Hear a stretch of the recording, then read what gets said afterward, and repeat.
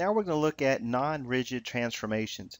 A non-rigid transformation is a transformation where the actual graph is going to be slightly distorted. We're going to change the shape of it a little bit based on whether we're going to cause what we call a vertical stretch or a vertical shrink, or possibly a horizontal shrink or a horizontal stretch. Up to this point, all of the transformations have been rigid transformations, whereas then all we have done is move the graph to the left, to the right, up or down. We didn't actually change the shape of the graph at all. So now we want to look at what's called a vertical stretch. Okay, a vertical stretch, if you're given, let's say the function y equals f of x, then a vertical stretch is going to be caused if we have something like y equals, where we multiply a constant c by the entire function.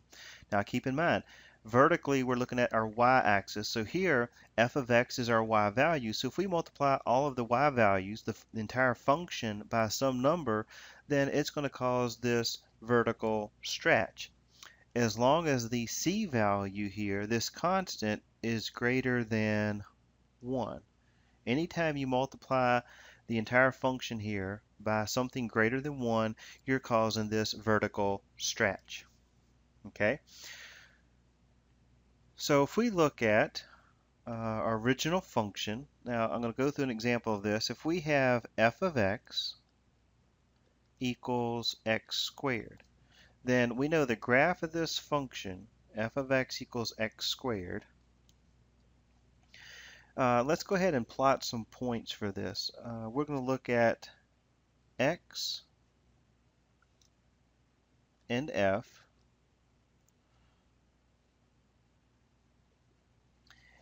And if we let x equal 0, and plug 0 in here, 0 squared, we're still going to get, for function f, we're going to get out 0, so that's our y value. If we plug a 1 in for x, 1 squared is 1, so your f for the y value is 1. And if we plug in a 2, 2 squared is 4, so the function is 4. And we can certainly plot those points. So let's see what happens if we were to plot these points. We would go over, let's see, 1, 2,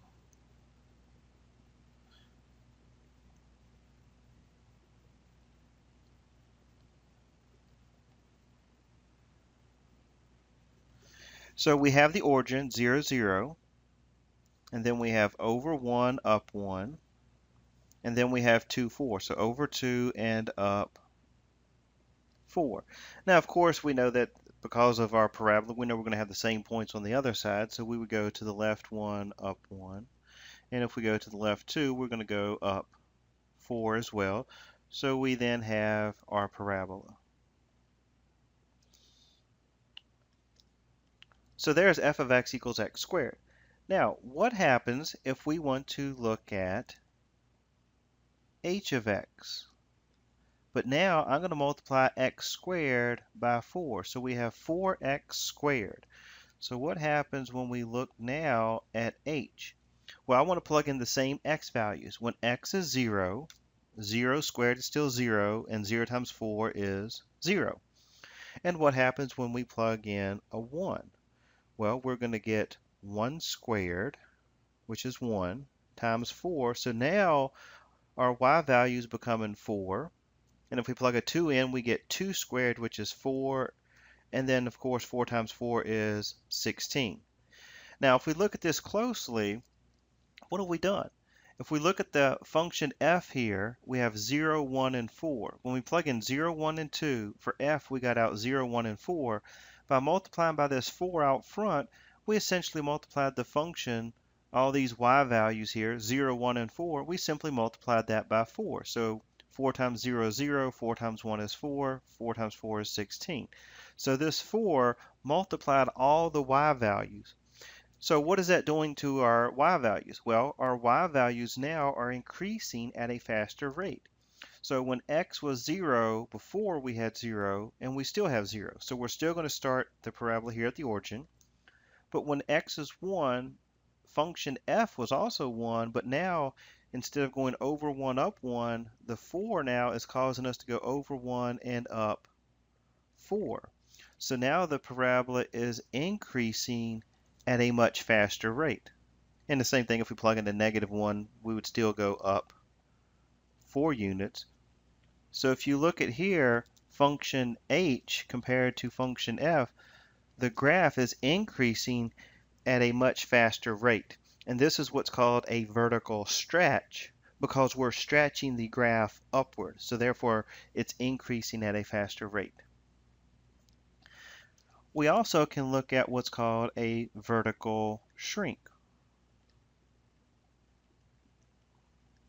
And a vertical shrink is going to happen when this c value is between 0 and 1. So if 0 is less than c is less than 1, so basically that means we're looking at a fraction or some decimal here from 0 to 1. So for example, let's look at another function. We'll call it k of x. And now instead of multiplying by 4, what happens if we multiply by 1/2? So 1/2 x squared. Well, if I go over here and pick some values, we want to use the same 0, 1, and 2. Well, now when we plug in a 0, you're going to multiply that, so we're still going to get 0, so we'll still be at the origin. But what happens when we plug in a 1 for x? Well, we get 1 is 1 squared is 1. But now we're going to take half of that. So 1/2 times 1 is 1/2. And if you plug a 2 in, you get 2 squared is 4, but now we're going to take half of 4, so half of 4 is 2. So notice what has happened to the y values. If we compare that to our 0, 1, and 4, we're taking half of these numbers, so now instead of a vertical stretch, we're getting what's called a vertical shrink. Because now we have 0, 0 over 1, but now over 1 we're only going up a half, and then over 2 we're only going up 2 units. So to the left, up a half as well, over 2, up 2. So if you notice now the parabola is now opening out wider. So it's kind of like if you put a board or a brick on top of this graph, it's pushing down on it, making it spread out wider so that we have what's called a vertical shrink.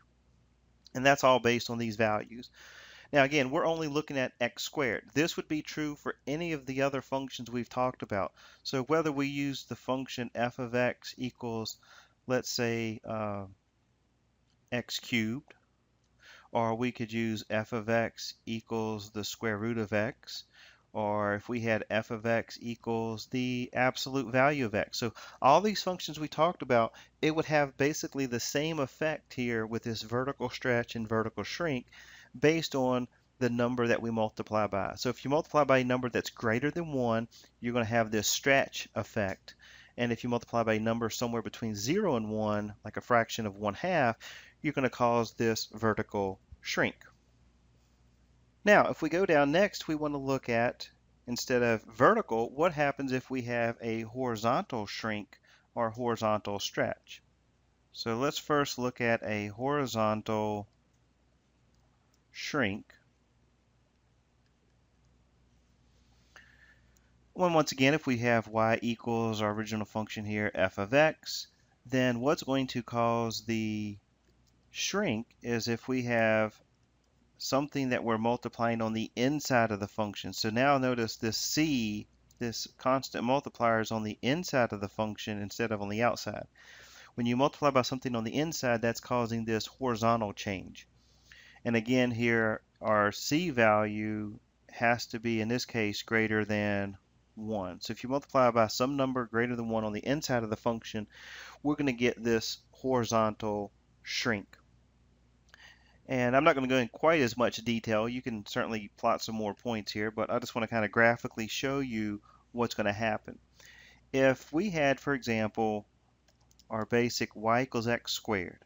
Well, if y equals x squared, then we know this here is going to be our parabola here. And if I was to give you the equation y equals 4 x. Notice the 4 is on the inside. Then we're going to square all of that. This is going to cause a horizontal shrink. Now, if you were to plot points here, you're going to kind of see what's going to happen. What this is going to do, this is going to cause our graph to go and look like this. Now, this is where you have to be careful and you have to understand the equation, because this actually looks like what we did up here above, and we called that a vertical stretch.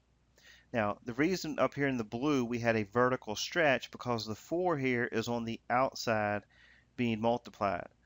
Down here, this 4 is on the inside being multiplied, so we're affecting the graph not vertically but horizontally because it's on the inside of the function.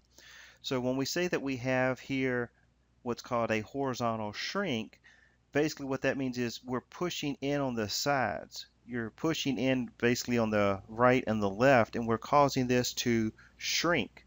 And it kind of looks like having a vertical stretch. But realize this is considered a horizontal shrink. So if you're describing it, whether it's vertical or horizontal, if you're multiplying by something on the inside, then we know it's going to be referred to as a horizontal change. Now, I do want to point out, if we were to simplify this, y equals 4x squared, if I was to simplify this and square this out, 4 squared would be 16, and then we would have 16x squared. Now, if this was the problem, now be careful, if this was the equation we had, this is the same graph, but this would be classified because we multiply by 16 on the outside.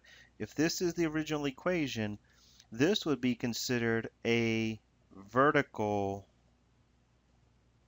stretch. And that's because here we have this factor of 16. This one is considered a horizontal shrink because of the 4.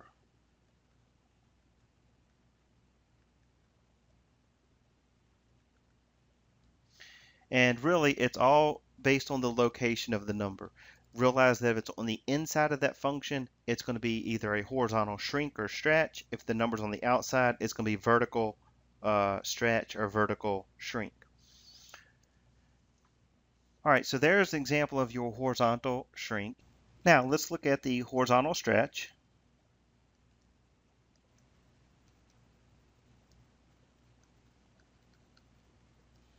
And once again, you're going to notice here for the horizontal stretch, if we have our function, let's say y equals f, and then we have our c times x, here, if it's a stretch, then our c value is going to be between 0 and 1. So in other words, 0 is less than c, where c has to be less than 1, which means the c value is somewhere in between 0 and 1.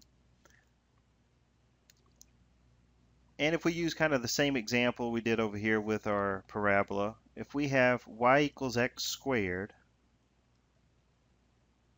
then we know we have our basic parabola here. And now if I pick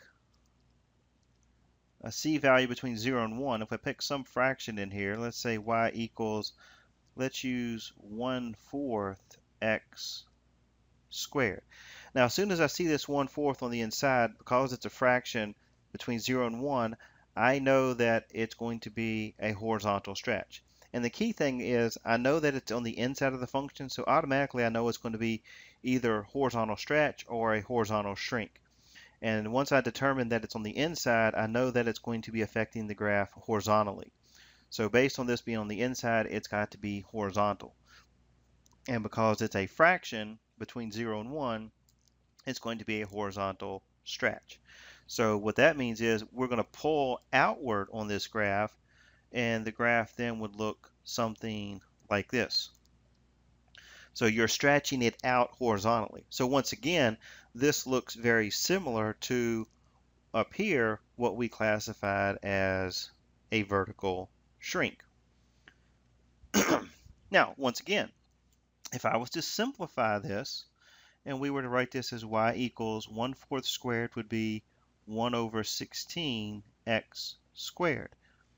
This would be then the same graph, okay? Again, If you were to graph these two functions, you're going to get the same graph. Now here in the orange, because of the 1/16, this would actually be causing the vertical shrink. The 1/4 x squared, because the 1/4 is on the inside, it's classified as a horizontal stretch. So even though you're getting the same graph, it's just based on where this number is located, based on whether it's, again, horizontal or vertical. So if you need to, the first example we looked at the vertical stretch, the vertical shrink. I plugged in some values. If you want to do the same thing, you can go back and look at that a little bit closer with the horizontal shrink and the horizontal stretch. You could make a little XY chart and plug in and see how that is going to affect your graph. As well as using your graphing calculator, plug in some numbers and see how that affects and what a change it does have on your graph. But I want to emphasize one more time, if it is a vertical stretch or vertical shrink, then your number is going to be on the outside, like the 4 and the 1/2. It's on the outside of the function. If it's going to be a horizontal shrink or horizontal stretch, notice the number is on the inside of the function, like the 1/4 x here on the right or 4x here.